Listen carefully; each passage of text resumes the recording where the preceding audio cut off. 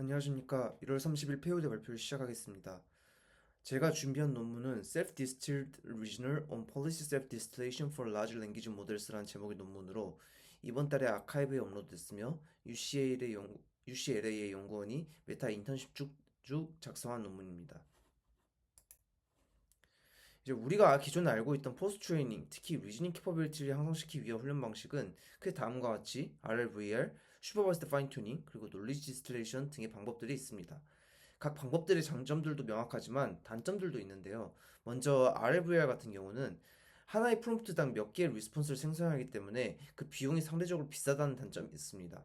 또한 이 그룹 내 리스폰스들의 바이너리 리워드들이 매겨지게 되는데 이 바이너리 리워드는 맞았냐 틀렸냐에 따라서 0, 1로 매겨지게 됩니다. 만약 이 리워드가 전부 같다면 결국에는 이 리워드를 평균 내는 과정, 즉 평균 내는 과정에서 추출되는 어드밴티지가 0이 되기 때문에 이 어드밴티지가 적용되는 학습 과정에서의 그레디언트 시그널이 손실될 수 있다는 문제가 있습니다. 또한 이 어드밴티지의 계산과 또 실제적인 적용에 있어서 모든 토큰에 균일하게 작용되기 때문에 어, 리즈닝 트라젝토리의 어느 부분이 맞고 틀렸는지, 즉 토큰 레벨 피드백이 불가하다는 단점이 있습니다. 두 번째, 슈퍼바이스드 파인 튜닝 같은 경우는 우리가 익히 알고 있던 일반적인 딥러닝에서의 파인 튜닝의 한계점으로 어떤 편향의 문제 그리고 제너럴라이제이션의 문제에서 벗어날 수가 없습니다. 이제 최근에 이 리즈닝 관련 모델들이 나오면서 큰 모델을 디스틸레이션에서 작은 모델에 옮겨 사용하는 것도 유행하는 흐름입니다. 일반적으로 오폴리시 데이터에 의존한다는 한계점이 있어서 최근 선행 연구에서는 온폴리시 디스틸레이션을 제시해서 효과적인 성능을 입증한 바가 있습니다.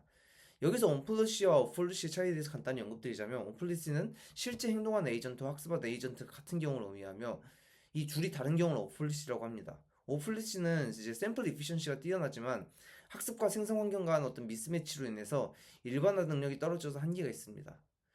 이런 온폴리시 디스틸레이션이 효과적이긴 하지만 현재 이제 제시된 온폴리시 디스틸레이션은 스튜던트를 가르칠 다른 종류의 더 뛰어난 LLM 티처가 필요하다는 단점이 있습니다. 즉 익스터널한 티처가 필요하다는 것인데요. 그래서 저자들은 여전히 디스틸레이션을 쓰지만 여전히 이피션트하고 티처 레벨의 강한 덴스한 시그널을 사용하면서 온폴리시하고, 그리고 마지막으로 외부의 어떤 티처나 리워드 모델을 요구하지 않는 디스틸레이션 방법이 없을까에 대해서 고민을 하게 되고, 그래서 다음과 같은 방법을 제시하게 됩니다. 그래서 Unpublished Self Distillation, 즉 OPSD라는 방법을 제시하게 되는데요. 이 방법의 모티베이션은 다음과 같습니다. 우리가 문제를 풀다가 막히게 되면은 뭐 여러 가지 해결 방법이 있겠지만은 그 중에 하나는 해설지를 보고 그 해설지를 보면서 왜 그렇게 풀었는지 이해하고 이를 통해서 그 접근법을 내 것으로 체화하는 그런 방법이 있습니다.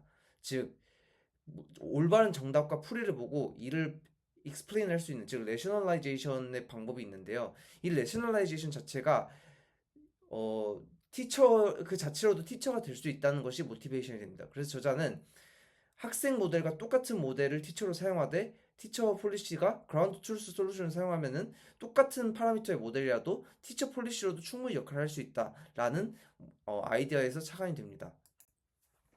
그래서 아래 프롬프트처럼 이제 스튜던트와 티처의 차이는 레퍼런스 솔루션 Y 스타를 포함하고 있느냐 없냐의 차이가 있습니다. 이를 통해서 스튜던트 폴리시는 문제만 보고 정답을 솔루션과 정답을 생성해야 되고, 반면 티처 프롬프트 같은 경우는 레퍼런스 솔루션을 보고 이 레퍼런스 솔루션을 참고하되 너의 고유의 어프로치를 활용해서 문제를 풀어라 라는 이제 식으로 프롬프트가 제시가 될 거고, 이 두 폴리시에 대해서 이제 Y, Y햇, 즉 스튜던트의 리스폰스를 생성을 받은 다음에 이 Y햇에 대해서 두 폴리시 모두에서의 토큰별 확률 분포를 추출하게 됩니다. 이때 식에서 보시면 아실 수 있지만 어, PS와 PT는 프롬프트에 제공되는 Y 스타, 즉 레퍼런스 솔루션이 있고 없고의 차이이고, 실질적으로 우리가 확률 분포를 계산하는 이제 프리픽스 시퀀스인 Y햇은 이제 두 개 다 동일하게 제공되는 것을 확인할 수 있습니다. 이렇게 해야 이제 실제적으로 후에 일반적인 디스틸레이션의 어떤 토큰 레벨 다이버전스를 계산할 때 같은 토큰의 트라젝토리에 대해서 확률 분포 간의 비교를 할 수 있기 때문에 이렇게 하는 것이 일반적입니다.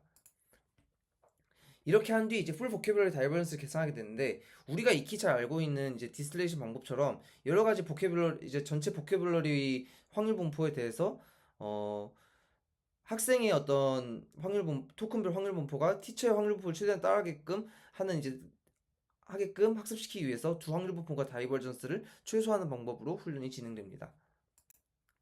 실험 결과 이 방법론은 슈퍼바이스 파인 튜닝과 GRPO보다 평균적으로 더 나은 성능을 보이며 특히 OPSD는 당연하게도 GRPO와 달리 프롬프트 하나의 답변 생성만 하기 때문에 더 높은 토큰 이피션시를 보인다는 장점을 가집니다.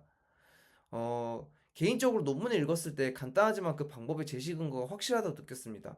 사람의 학습 방법에서 기인을 했고, 그래서 이것이 엔지니어링적으로 LLM과 우리의 방법론 구현에 있어서 어떻게 구현될 수 있는지를 되게 간단하고 명확하게 제시했다는 점이 장점인 것 같습니다. 다만 이제 개인적으로 생각이 들었을 때 이제 모델의 능력에 따라서 이제 어떤 모델 같은 경우는 이미 리즈닝 능력이 굉장히 약하기 때문에 레퍼런스 솔루션을 줬을 때 이걸 바탕으로 본인 스스로의 어프로치를 생각하는 것이 아니라 단순하게 레퍼런스 솔루션을 즉 치팅하는 문제가 있을 수 있을 것 같습니다. 이렇게 되면 사실 레셔널라이제이션이라는 기능 자체에서 오는 이점이 사라지게 되고 티처로서의 역할이 상실될 수 있다는 문제가 있는데요. 저는 사실 지금 여기서 실험됐던 모델들 에 벗어나서 더 많은 모델을 실험했을 때 종종 몇 개의 모델에서는 이런 문제가 발생하지 않을까라는 점에서 조금 의문이 들고 이런 부분에서 한계점을 다루지 않았다는 점이 조금 아쉬웠던 것 같습니다. 이상 발표 마치도록 하겠습니다. 감사합니다.